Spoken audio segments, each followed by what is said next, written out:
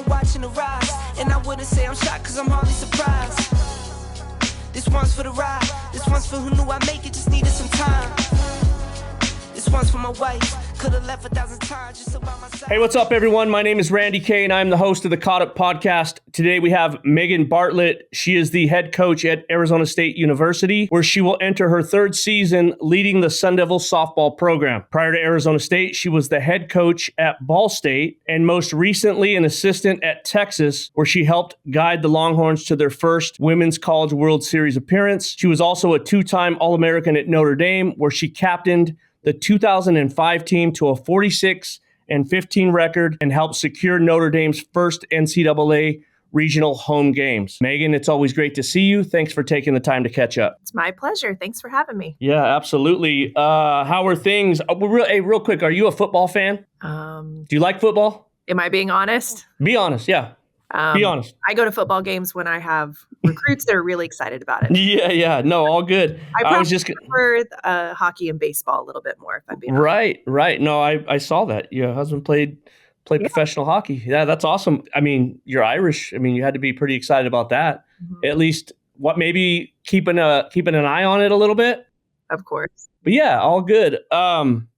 Let's jump right into it. Like I told you, I'm actually, like I said beforehand, we were talking off camera. I'm all ready to go. Got sleeves on. I'm headed to the AZ Last Blast, which I'm sure you're aware. There's a crap load of good teams coming to town that I know you probably wish you can go watch, or at least send people to go watch, because there's a lot of talent in town. There is. So I'm heading there right after this. Last night, actually. You what? Little camp last night. Yes. One of the road kids, yeah. Oh, awesome. Awesome. That's good stuff. No, I'll have to get some feedback. Yeah. But yeah, is it, did I see that right? Is the championship game being played on your field? It is. That is awesome. Can you guys watch that? No, we can't. Even though it's on campus? No, we're going to practice that morning, and then we're going to bounce. Oh, shoot. That's terrible. The 14s, 16s, and 18s championship will be on the field that afternoon. Okay. When are we going to change that stuff? Because that just seems like you guys should be able to watch if everybody's here. Yeah, it certainly would be nice. Yeah. Maybe let's jump into this topic. Maybe you can put on your attorney hat and figure out a way to navigate that. Tell me about that.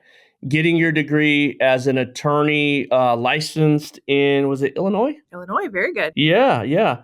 Tell me about that journey and then how it led you into softball. Oh my goodness. Lindsay Chenard is a saint. That's what I can tell you. So I worked for one of my teammates on the Chicago Bandits, who was a 4-time All-American at DePaul. So Linz was incredible. She was super supportive. We were so proud of the work we did at Northern. The first year we were there, actually just took the year off, studied for the LSAT, got the recruiting back under control. I was Lindsay's offensive coordinator, recruiting coordinator at the time. So we spent 5 years of our life and really were so proud of the work we did there, but it was crazy. Now looking back on it, I'm like, what on earth was I thinking? It was, class every morning until noon. And then I would leave and run right to the office, get some work done, jump in a cage. I'd be hitting with people before practice, go to practice, run home.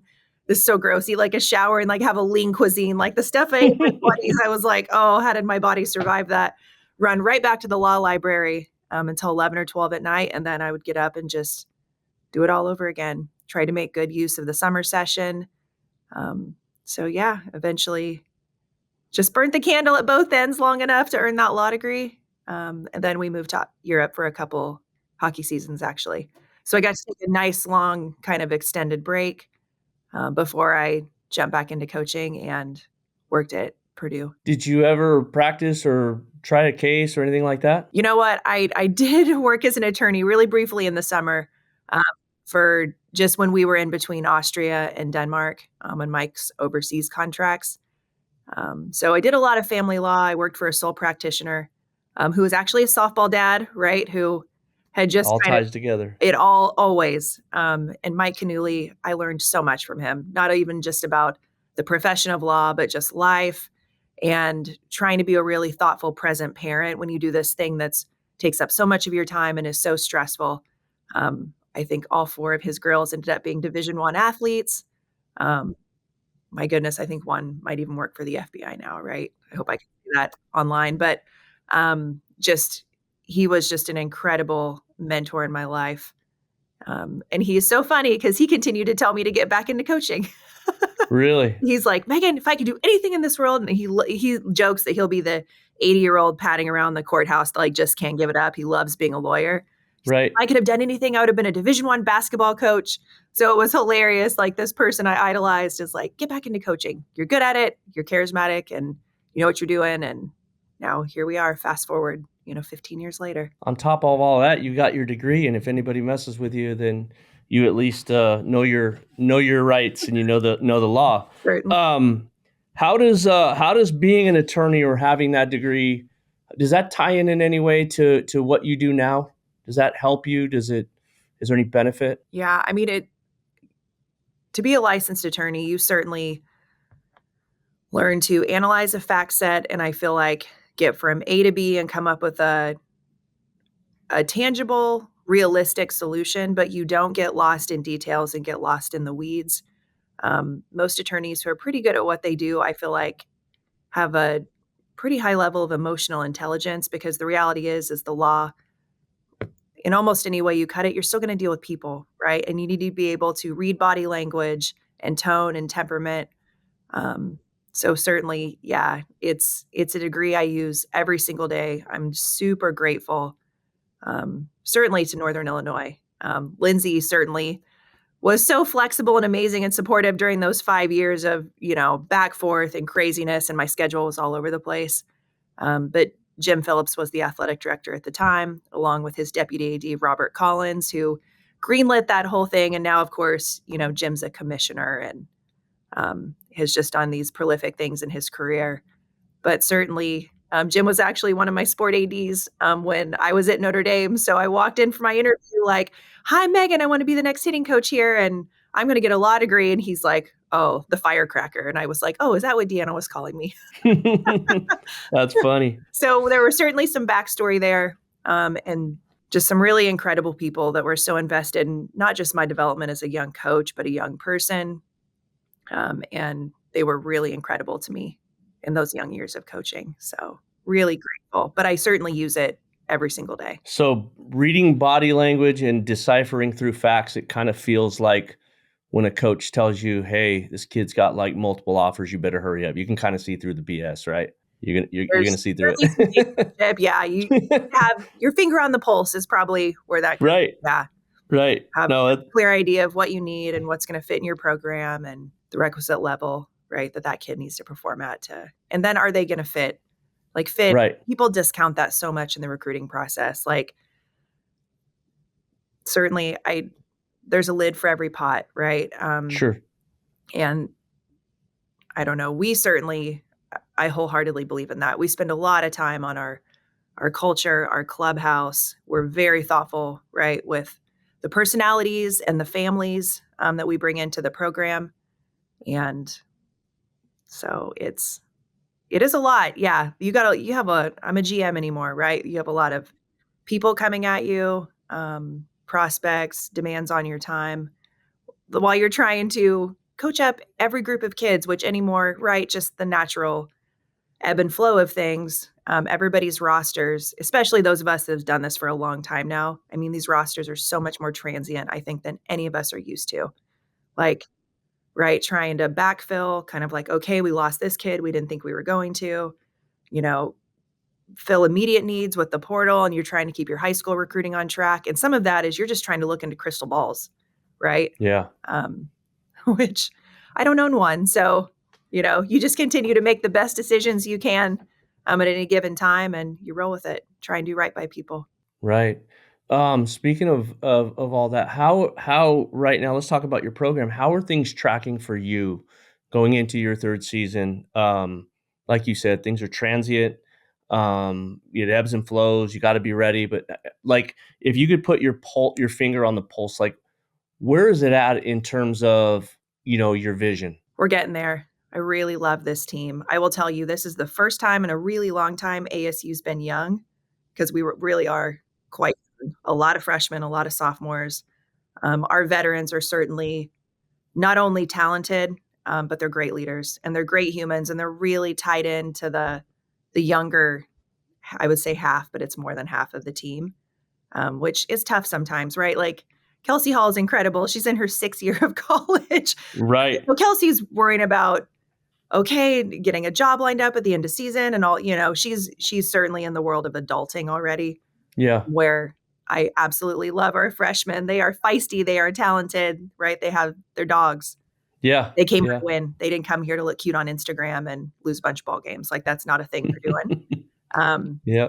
But they're just in two really different places in their life, right? So to bring, I think, everybody to the middle and have perspective and find commonality, that it just takes work on both sides because they have to just spend time together, which isn't always the easiest thing to carve out. But this group has been really, really bought into that, bought into each other. But a big piece of why every single kid on this roster chose here was because we value the people over the player, right?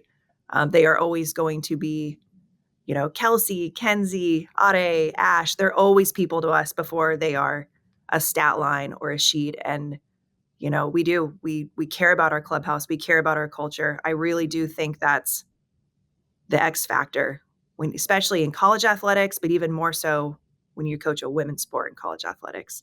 Right. But they're invested in it and they're bought into that very much in each other. And I think they're all loving their experience. There's certainly tons of fun to be had in Tempe, whether you're playing softball or not. So they're enjoying life. For sure. When you talk about a player like Kenzie, who you say is already adulting and kind of looking ahead, what is your role, or how do you kind of try to keep players like her kind of still focused on the importance of finishing? And I'm not saying that, players, that she's not wanting to finish, but like, as well as I do, trying to stay on task. Like, how do you help that? Well, I'm going to send her to Minneapolis next week. So hopefully they make a job offer and we're done with it and she can quit about it. That's one way, right? Right. So no, I think I just try to be, the reality is I do my best to be a player's coach, right? Like, they're stressed. We come in the office, we talk about it. Just try to, and then I think some of it is just creating some sense of normalcy, because no matter if you're a 6th year, if you're a true senior, we all went through that last year. Like, Yeah. we lived that. Like, what comes next? Am I going to go to grad school? Am I going to get a job? So I think just trying to just be someone they can confide in, that they can kind of vent some of their stressors to, because some of their teammates don't understand that yet, right? Like, we only have 2 5th years actually on this team, which is such a blessing that I'm like, oh my gosh, I might get something done in June other than, official visits for portal kids. Right. But yeah, so just to try, I think, be shoulder to shoulder with them, and whether it's kind of calming some anxiousness or try to give them some long-term perspective, because they're still young people, right? They don't have the benefits of the rest of their 20s and 30s and all the things we learned. And we all know, like, be a good person, work hard, lock into what you're doing. Life is going to take this incredible journey, right? And they are going to be totally fine. They are incredible people. They are incredible kids. They work hard. They're talented. They're smart. They make good grades. Their teammates love them. Like, you certainly know when you have some that are just going to be flat out successful at whatever they choose in life. And we certainly have that with them. So just, again, try to be supportive and calming, and yes, continue to, but we can't ignore it, because the minute that we try to ignore it and just make it all about softball, and they're not venting and confiding and just, I think, right, staying kind of even keeled, I think that's when you get people spiraling off and getting distracted in performances. We certainly face things head on. Talk about your impact returners, just a couple of kids that you feel, like, you spoken of one of them, Kelsey, but like, talk about what that means to have them coming back. And like you said, going through what you went through last year, deciding to band together and just go back at it, because you and I both know, like, the greatest thing about athletics is that, it teaches you so many things about perseverance and time management and how to handle problems and how to network. And there's so many good things, but it also teaches you that if you just keep your head down and just kind of keep getting up every day and working, usually it works out. Like, Yeah. almost always. And it may not be the way you think it should, but it does. So tell me about that group and what it means to have them coming back, and maybe tell me, what you feel that you're going to get from that. Yeah. I certainly am so grateful for their loyalty. I mean, you have to be, right, anymore in this day and age in college athletics.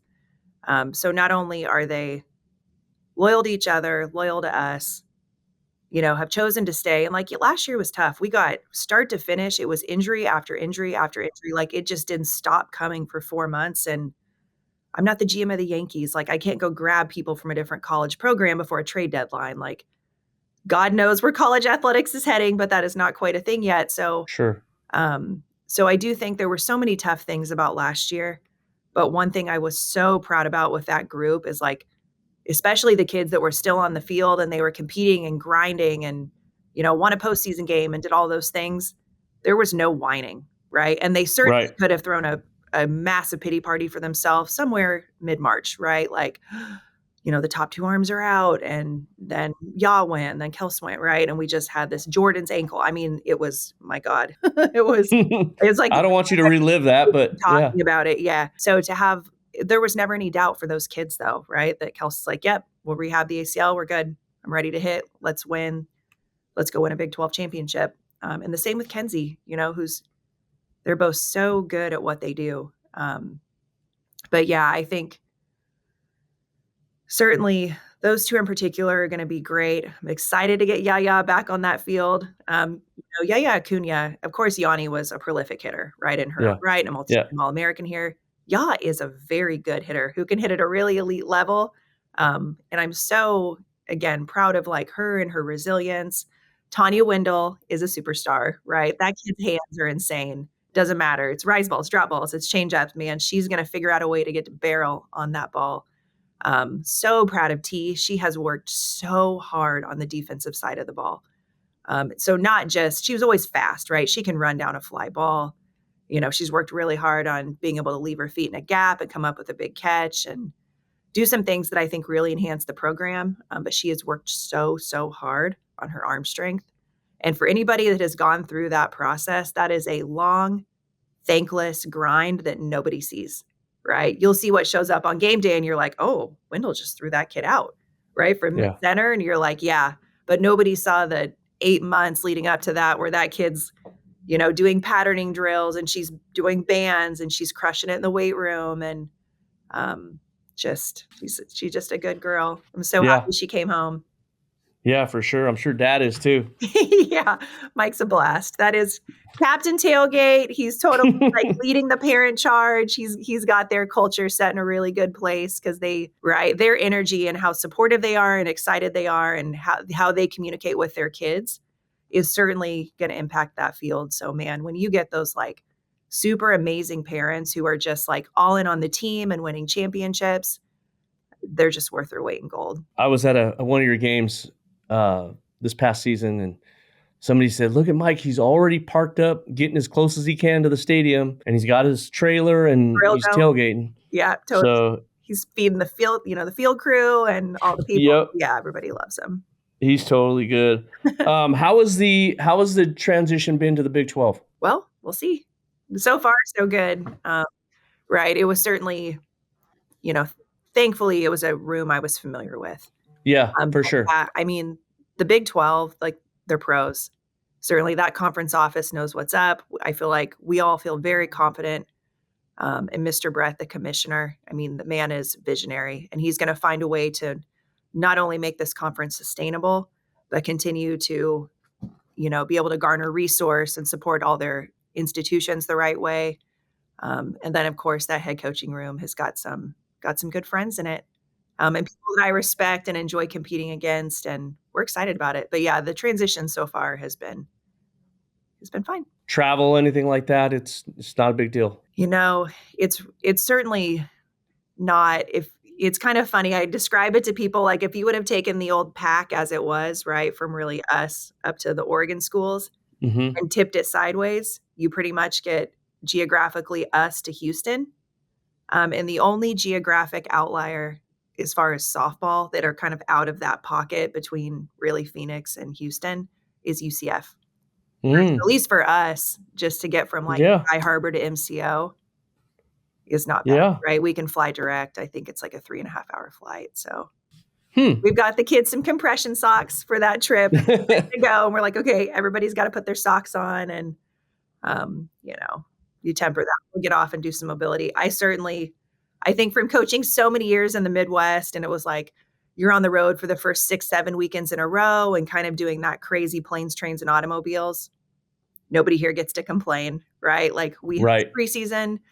It's going to be 70 and sunny. It's gorgeous. We're outside the whole year. We don't have to train really inside ever if we don't want to. And so my kids get absolutely zero complaints. But I was, nope. Like, oh, we have to get on a plane again. I'm like, you have no idea. You have Right. absolutely no idea. Like, zip it. We scrimmaged a team last night that's in from Canada, the White Rock Renegades, and those guys were cold. They were cold last night. But the funny thing about it is really athletic, good looking team. But I was talking to some of the girls, and because I'm just making small talk. How was the flight? Is it cold? Because they were cold actually, and they said, yeah, but we haven't fielded a ground ball outside since summer. Like we're not. This is our first time. Like they were just so excited to be on the field. So I think from that standpoint, we have such an advantage in Arizona. I mean, I guess the only downside would be to go play in some cold, but I mean, it gets pretty cold here. So if you go outside at night and do anything, then you'll kind of feel that. But I wanted to ask you, how's the alumni? How have you been able to tap into the alumni group? A little bit each year, and how's that going for you? It's going good. I mean, certainly we have the wonderful luxury of Dave and Jackie Lappin, are such wonderful supporters of the program. Jack was a part of the 2008 Natty team here, played for Coach Myers, and she has certainly been this awesome glue.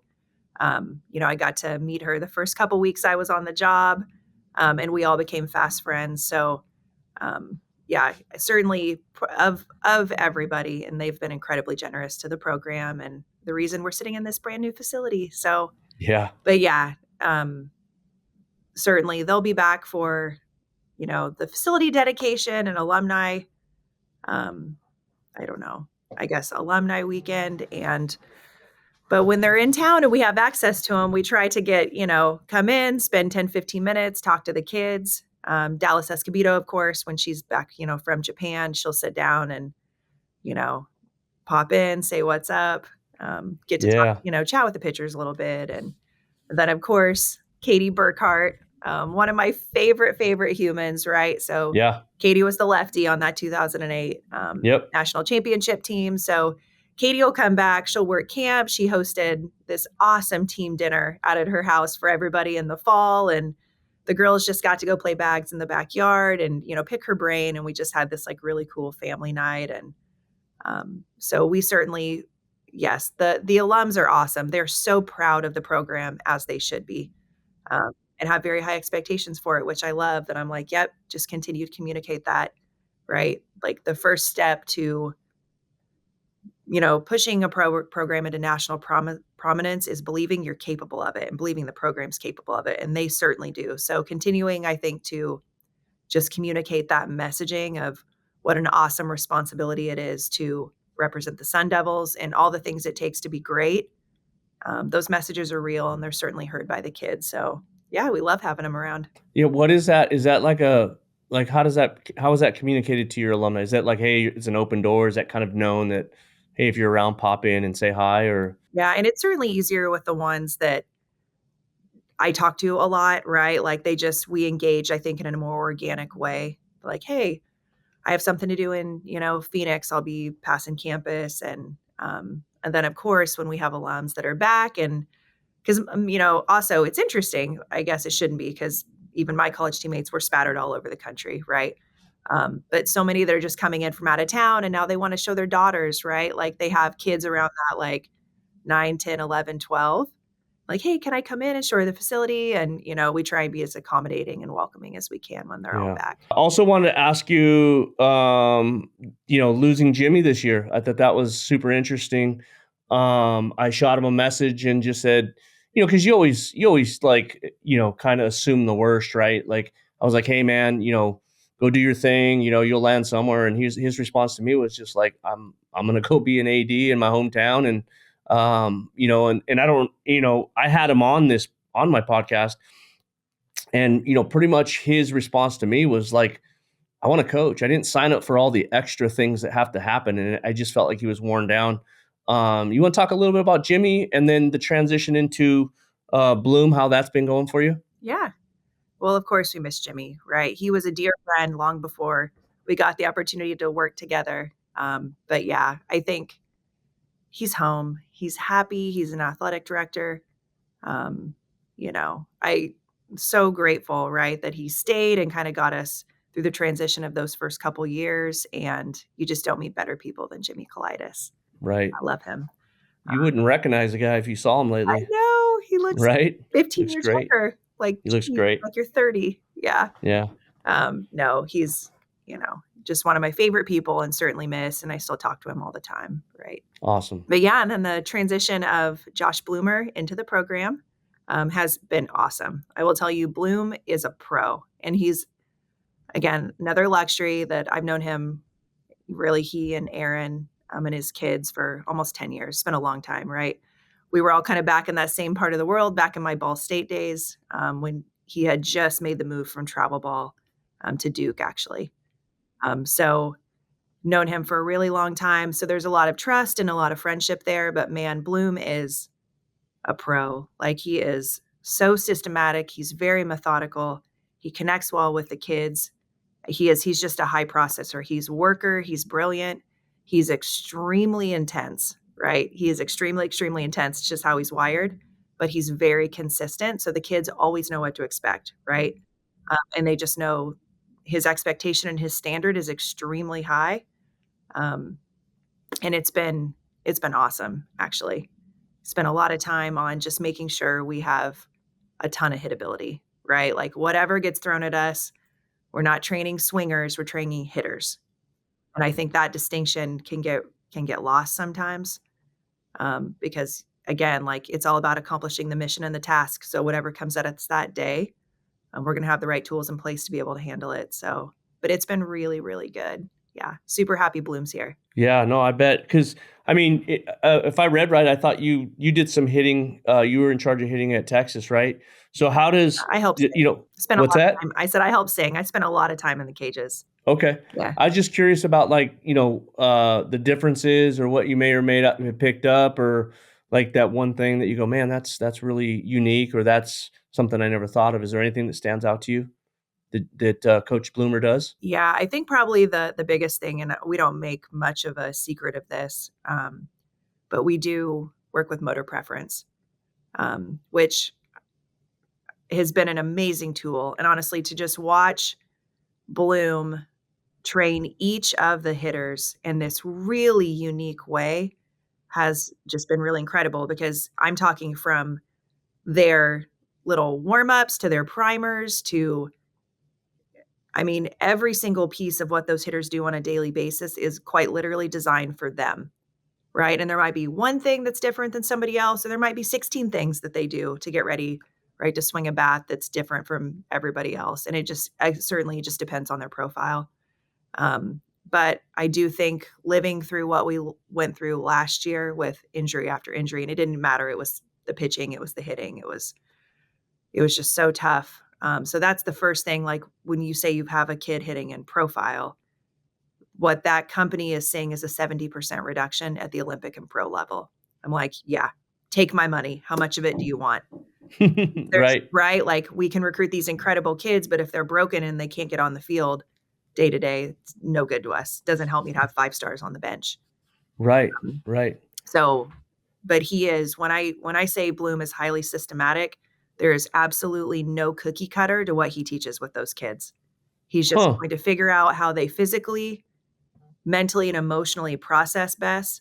And then that's how their whole really world gets created around that. But he challenges them to not only work super hard, be super, super intentful when they do it, but my goodness, those kids are going to be so well prepared for the games, right? No matter what's coming at them. He's got scouting reports. He has them writing their own scouting reports.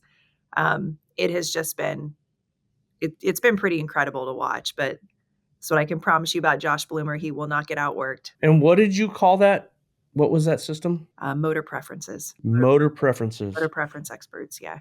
Cool.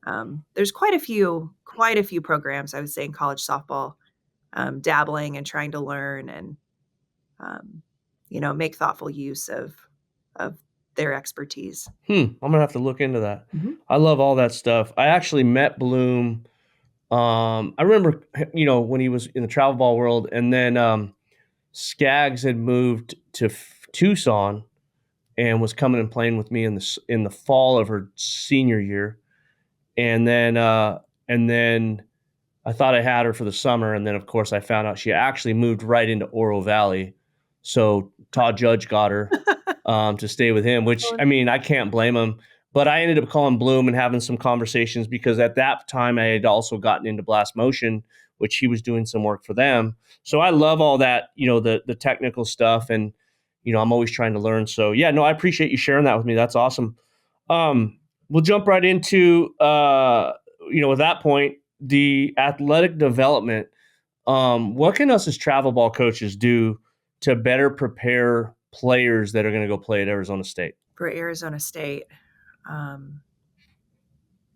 it would be really nice. I feel like right now, with how early kids specialize, it's really easy to get totally down the rabbit hole of, for whatever reason, pitching and swinging. I won't say hitting yet. Like, if you're with a program who, like, man, these kids are dogs. Like, they're tough. They compete to get on the field, right, on their own teams.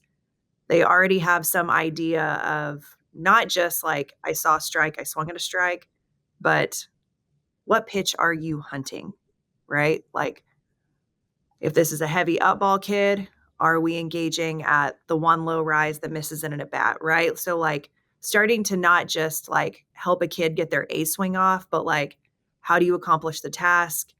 How are they starting to be exposed at least to the chess match of hitting at a really high level?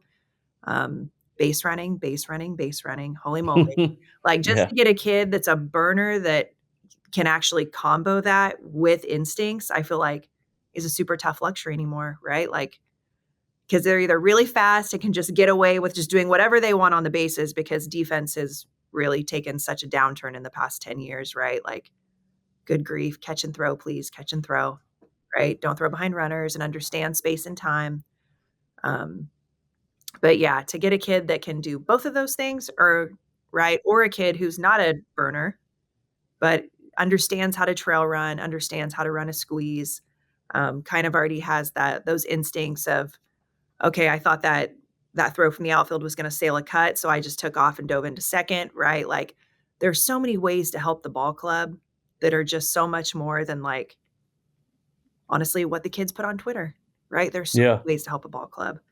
But kids that are just dogs, man, like, they're gritty, they're tough. Like, there's nothing I love more than, like, I know this kid is an A+ hitter and they're going to translate at an elite level, but they're just kind of in one of those downslides. You know what I mean? That you're like, man, they just can't get anything to fall, and they're probably pressing a little bit. Those kids that can still find a way on base, right? They take walks.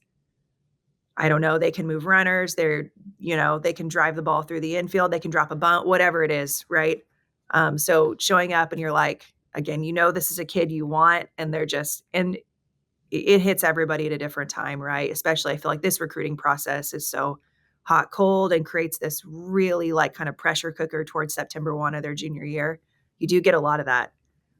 Right. That nationals kind of heading into that September 1 call, those kids are stressed.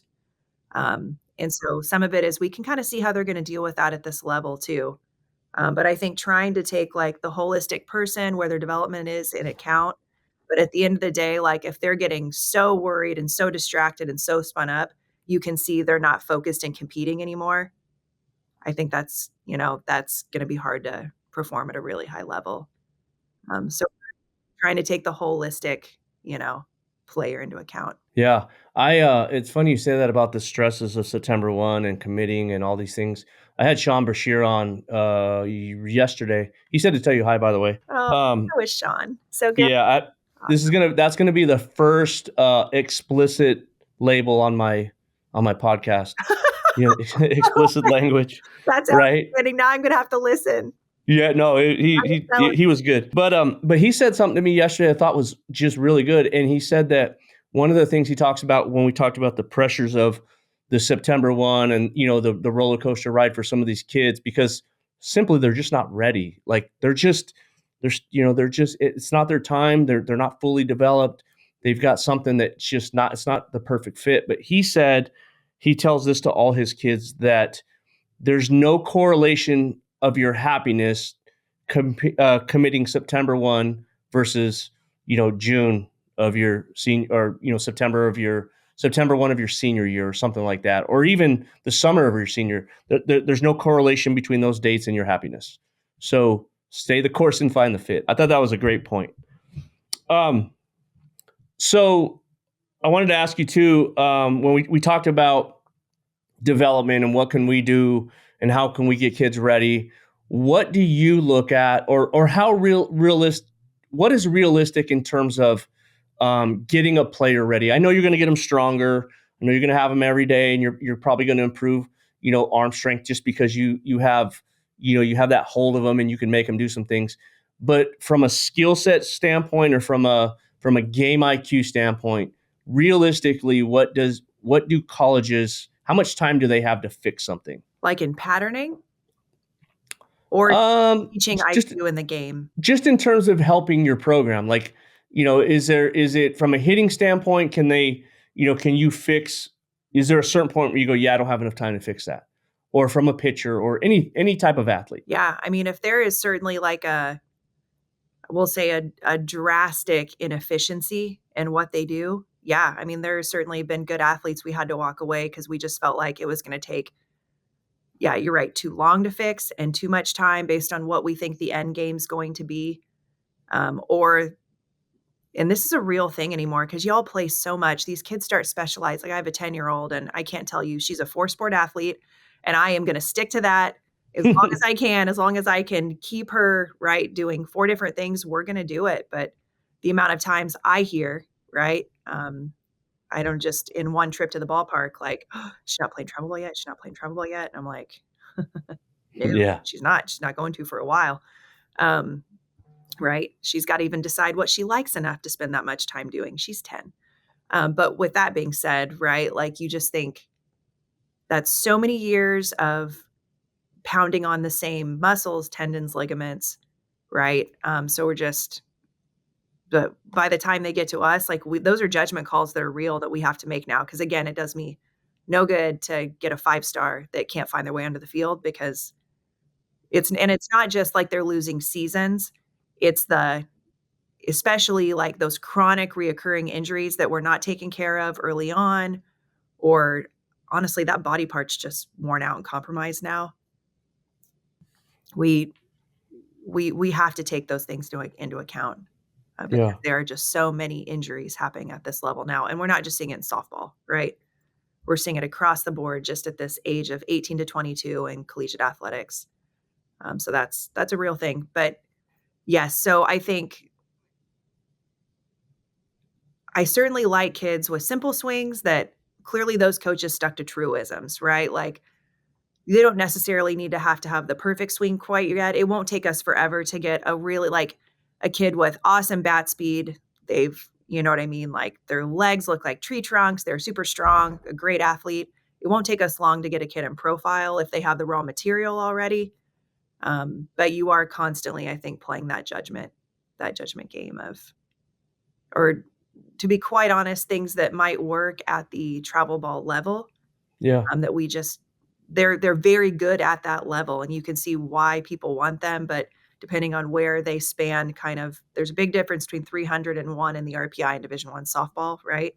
Yeah. People are like, I don't understand. She's a PGF All-American. She's all this, she's all that. Like, I don't understand why bigger schools aren't coming after her. It just may have a skill set that we just don't think is going to translate, right? When you're trying to hit 72 with upspin, or like, I don't know, that the spinniness and maybe the changeup's really good, or maybe it doesn't spin as well going up as you want it to. And it's more of a high fastball, like high fastball change. That's a hard combination to win with, right? At a really elite level. Like you have to be able to spin the ball. Right. And be a 67, 68 plus mile an hour kid. So yeah, just a lot of factors, certainly. From the mental game standpoint, what can travel ball coaches do because I know obviously the mental game is a big part. What can we do to help strengthen kids or better prepare them for what you're going to put them through? Process, right? I think anytime you're dealing with young female athletes that kind of they want to people please, right? They're taught to be good girls, make good grades, work super hard, do the right thing, be perfect. Um, and especially for these kids who are going to have a shot to do a really cool thing, right? Like play at an Arizona State type place. There's a lot online and there's a lot at stake. And they start to feel that pressure in a really very real way. But then they also start to get caught up in being result driven and trying to control things they can't control, to be quite honest. Right. So I think to dial things back to things they can control, quality at bats, their strike efficiency. Like if you saw a strike, did you swing at it?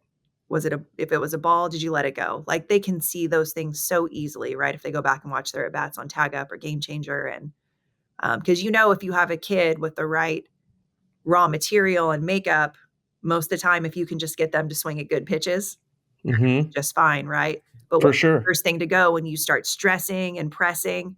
The first thing you're going to start doing is overswinging a little bit and then expanding the zone.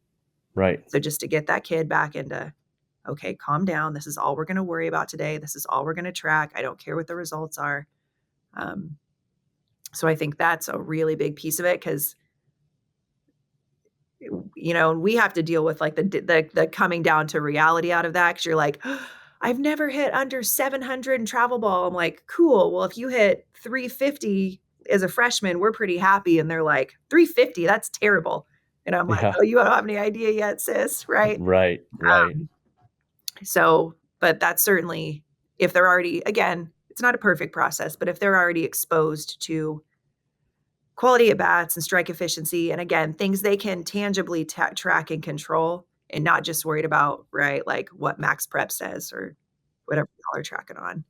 Right. Much different conversations you're having. And they're going to be much better prepared to not ride an emotional roller coaster at our level. Gotcha. What about a pitcher? Like, what are you like? I mean, I always tell my pitchers, hey, just let's make your pitches, right? And we're smart enough to know that that was an error, or the college coach is smart enough to know that ball is going to get played at their level, right? So just work on making your pitches and give us a chance to compete. And sometimes I feel like, to your point, the results driven. Well, we didn't win, or I gave up that home run. Yeah, but that was the fourth time through with that kid, and that kid's going to Oklahoma. Like, dude, you're good. At the end of the day, just keep competing. So, what about that? Would you agree with that? Yeah. Oh my gosh, totally. Going back to tracking something as simple, and again, like you guys coach so many games in a summer. I don't know that you have time to constantly sit down and go back and like watch, you know what I mean, every single frame or every single pitch to be able to help them track things like, okay, if you called a drop in, was it a drop in, right? Same thing, because if you have a kid with a plus skill set that can play at a really high level, you just need to make sure, even 60, 70% of the time, if she's throwing what you're calling, it's going to be in good shape. But that is something she can control. I think that's important. And I think, I don't know, pitching, it's tough, right? Because they feel losses. I think there's no escaping, right? Like sometimes with position players right now and how crazy offensive travel ball's gotten, like these kids think it's normal to play a 13-11 game. And I'm like, no. That's a lacrosse score, homies. Like right. you feel it in your guts every time a run crosses that plate. And the pitchers certainly still feel that a lot. So, but try and give them the benefit of that much perspective about like, you did great. We just lost a 2-1 ball game and you were in the fourth time through the lineup. And you're right. Like that kid was going to Oklahoma. She's really good. They're going to look at you like you have 16 heads. So I don't know that I have, you know what I mean? Like, what do you mean we still lost? But I think we might need to pull Jeremy into the podcast to his thoughts on that. But I think just to try to, again, get back to it being process oriented, track what you can control. If they didn't have their, I don't know, if they didn't have their best pitch that game, I think talking to them about that, like, okay, you're a rise ball kid. You didn't have your rise ball that game. Like, kiddo, you kept them to 4 hits. Right. You know what I mean? And you were Yep. throwing a curb change. I don't know. Right. Right. And I do think talking to them about, because you won't always have your A game when you step on that mound. Can you beat people with your B game? And I think that's a really learned, tangible skill over time. So, Oh, I love it. yeah, maybe that's a good Let's way to talk about growth of the game. In your mind, what's the best thing about the game right now? College game, we'll say. The best thing about the college game right now, we got a lot going on in college softball right now. Getting Yeah. past the house settlement and the what's to come, and how NIL evolves from that. Those are certainly not things I'm excited about, but to not mention them, right? Yeah. Would be silly. Maybe you'd be excited if you were a player, right?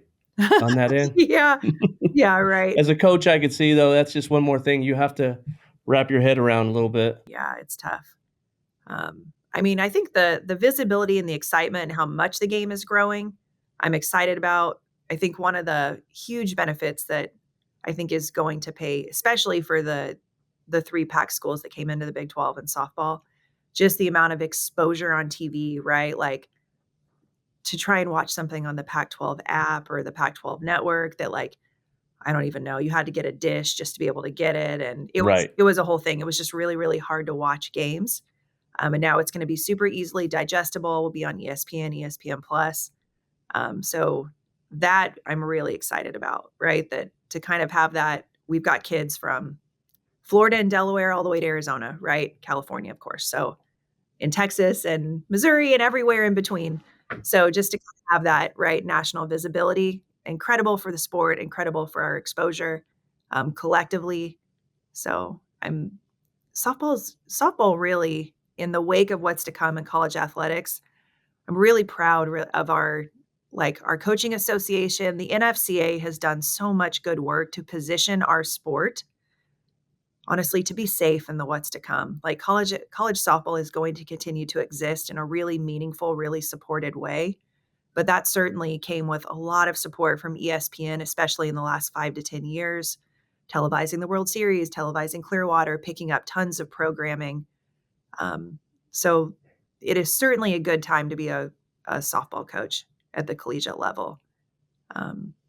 But that has come, again, on the back of the hard work of a lot of supporters of our sport, and a lot of direction from our coaches association too. So yeah, it's fast. It's exciting. There's good things to come for sure. The game is good, and I'm actually really excited about this season.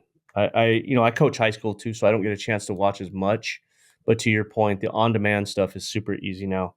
And now, to be honest with you, now it's really all about, like, okay, which one do I have time to watch? Yes. Because I get to pick, and which one do I pick, right? So let's talk quickly about recruiting. What would you say to the recruits out there who are trying to get into a school like Arizona State? What would be your best advice? I know, like, hit the ball over the fence and throw it 75, but like to the average kid, or to the kid that's pretty good, like, what would you tell that kid? Grind, work, go after what you want. Certainly, I think and it's not always feasible for how busy they are and how much they play and how expensive I think the recruiting process has gotten. But if there are places that you really, really are excited about, that you're capable of playing, at some point, it's not just the exposure of camp, right? And being able to, like, show off the skill set. I think a big piece of it is sometimes in the process, I was certainly guilty of this when I was 16, 17. Like, you see things on TV and what I thought I wanted wasn't at all what I wanted, right? When I actually started to meet the people and step on campuses and, right, I just feel really, really grateful for Coach Gumpf and Notre Dame, certainly. But that process there are a lot of factors that go into it, right? Like your skill set, where that program's at, timing, money, what you want academically, what you're chasing. And the reality is it is a really hard thing to play top 10 softball and then still get a 3.8 in pre-med. Yeah. I mean, those things are tough, right? So I think there's a lot of balance of what you want and what the fit is.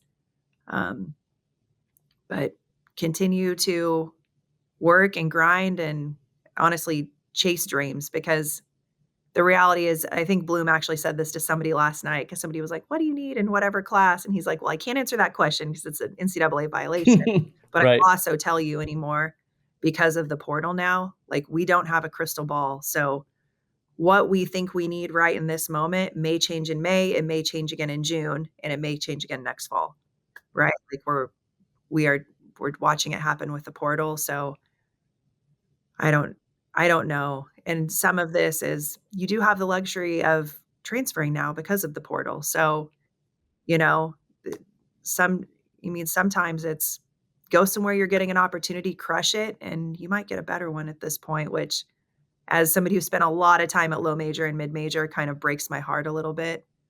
But now this is the rules of the game of which we play by. So Yeah. No, and I have a hard time telling somebody, hey, go to this school, and if you kill it, you can leave, because I don't want to put that in their mind. But that's a reality now. I mean, if your goal is to get to C, then you might have to go to B before you go to C. And so, like, just like you said, go where you're going to get an opportunity and crush it, and then let it go. You may love it there, you may never leave. yeah, So that's a tough one, and I know recruiting's so fluid, and there's so many variables, and fit versus need versus timing. I mean, there's so many things. Recruiting's a tough one for us as travel ball coaches, just trying to navigate it. What how much do you put into a travel ball or high school coach's feedback? Like feedback on type of family or player that you're getting. Like, I know you can identify the skill set, you can see what you like, what you don't like, what you think you can fix, but how much emphasis do you put on, hey, what type of kid and family is that? well, certainly a lot of emphasis if we trust you. But Yeah, you do this job long enough, you don't take everything at face value. right. But yeah, a ton. And we won't just talk to the travel ball coach. We'll talk to the high school coaches. We'll talk to, if we can get a hold of a guidance counselor, we're going to talk to them too. Because certainly the character of the people in the program, that's going to create stability and longevity for us, right? Getting the right kids from the right families. They're invested in people, and are their kids happy and healthy, and do they feel valued? There's just so many more, especially I think for a lot of the families that have chosen to go on this journey with us, right? And kind of pull this program back into prominence. Those kids work hard and they're loyal. And that piece Yeah. means the world to me, right? Because again, even if it was 5 stars, in and out of the program, it is really hard to build a clubhouse that way, to be able to plan, to have any sort of stability. But yeah, I mean, we put a tremendous amount of stock in, because y'all spend so much time with them, right? Like, I might get to Yeah. meet, kid, say, wave hi to mom and dad at a camp before, September 1. But I mean, that's, so yeah, I mean, Yeah. honestly, a tremendous amount of stock in what our travel ball colleagues tell us. Megan, you got any final thoughts before we wrap it up? Anything you want to put out there for the viewers? No, I'm just excited for the season. I'm ready for this move to the Big 12 to get it going. We're going to be young, we're going to be feisty, and I'm excited about that. Like, I love these kids. They're dogs. They're hungry and they're ready to win. And they are certainly ready to start beating up on somebody else. They're so sick of scrimmaging their Right. skills right now. But yeah, it's going to be a fun year. I think this is certainly going to be the beginning of what's going to be the next special era at Sun Devil softball. So we're pretty pumped. Awesome. Well, I wish you all the best. Big fan. I need to get out and see a few more games than I have, but it's always tough, like I told you. But I appreciate you. I appreciate you taking the time. And like I said, I'll see you out there soon. Thank you, Randy. Appreciate you. You're welcome. All right. I just want to say thanks for listening. We will continue working to elevate the sport and get caught up with those who are influential in the fast pitch community. And hopefully we can help you navigate your softball journey. If you enjoyed this content, please like and subscribe to our YouTube channel, Caught Up with Randy Kaye, using handle @CoachKAZ. You can listen to the audio version of our podcast on Google, Apple, Spotify, or wherever you consume your favorite content. Please follow us on X and Instagram using the handles at Coach KAZ. Thanks for listening. This one's for my wife. Could have left 1,000 times just about my